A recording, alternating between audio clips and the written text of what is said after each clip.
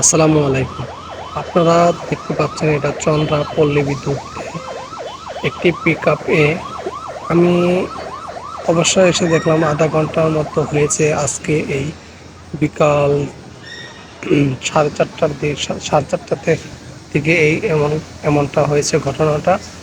চন্দ্রা পল্লী বিদ্যুতে একটি পিকআপে আগুন মানে আপনার ইঞ্জিন গরম হয়ে যাওয়ার পানি যাইব কই? এটা কি গ্যাস বিস্ফোরণ না? ইঞ্জিন গরম, আপনার গরমে গরম গ্যাস বাস্ট হয়েছে, আপনার ইঞ্জিন তার কি ধরে আছে আর কি ইঞ্জিনে আগুন ধরে গেছে। অটোমেটিক গরম আর কি এটা গ্যাসের না?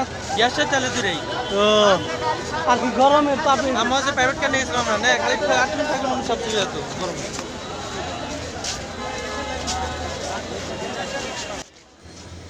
দেখুন, অলরেডি কিন্তু ফায়ার সার্ভিস এর টিম চলে আসার পরে সাথে সাথে কিন্তু তারা তাৎক্ষণিকভাবে আগুন নেভানোর কাজে লেগে পড়েছে। কিন্তু দেখুন, অনেক মানুষজন আসছে রাস্তাঘাটে। রাস্তার সবিপুর যাওয়ার চন্দ্রা থেকে সবিপুর যাওয়ার পল্লী বিদ্যুতে যে ডান পাশের লেনটা আছে, রাস্তার লেন ডান পাশেরটায় কিন্তু আগুন লাগছে, বাম পাশেরটায় লাগে নাই। বাম পাশেরটা একদম রাস্তাটা ক্লিয়ার, আর ডান পাশেরটা জ্যাম পড়ে আছে আপনার পল্লী বিদ্যুৎ পর্যন্ত জ্যাম।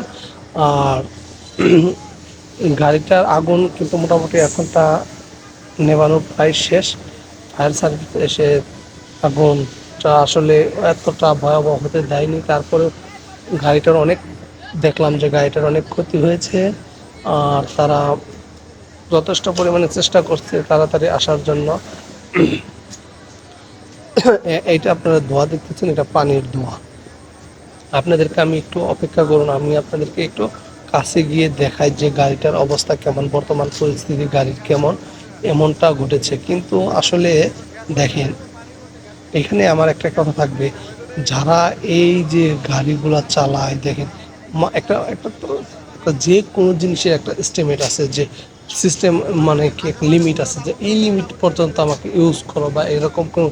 তারপর তার কিন্তু একটা খাবার লাগে, কিছু লাগে, তাকে চলতে গেলে তার কি লাগবে না লাগবে এটা কিন্তু আমার বুঝতে হবে। আপনার যে ড্রাইভার আছে, তারা অনেকেই ড্রাইভার আছে যারা আমরা এগুলো খেয়াল করি না, যে ইঞ্জিন আমি অনেকের কাছে শুনেছি যে ইঞ্জিন থেকে আগুন লাগছে, ইঞ্জিনে অবশ্যই পানি লাগে। এই পানিগুলা আমি যতটুকু জানি পানি লাগে। এই পানিটার কারণে যদি পানি দেয় না, উনি অবহেলিত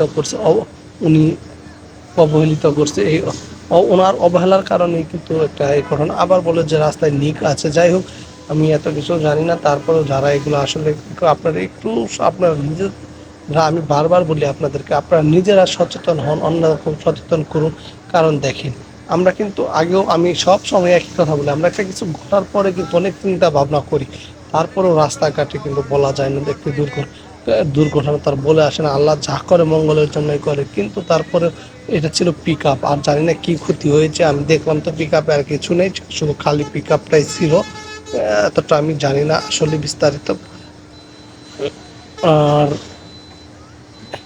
মোটামুটি এবার যানজটটা আমি মনে করি যে এবার রাস্তাঘাট যতটুকু দেখতেছি, এবারে যারা ঈদ করার জন্য বাড়িতে যাবেন, রাস্তাঘাট চলাফেরা করবেন, যানজট মুক্ত পাবেন। কারণ আমি সব জায়গাতেই পুলিশ দেখলাম যে তাদের কাজগুলো মানে ট্রাফিক পুলিশ যারা রয়েছেন দায়িত্ব, তারা দেখি তাদের সঠিকভাবে কাজ করতেছে। খুব ভালো লাগবে।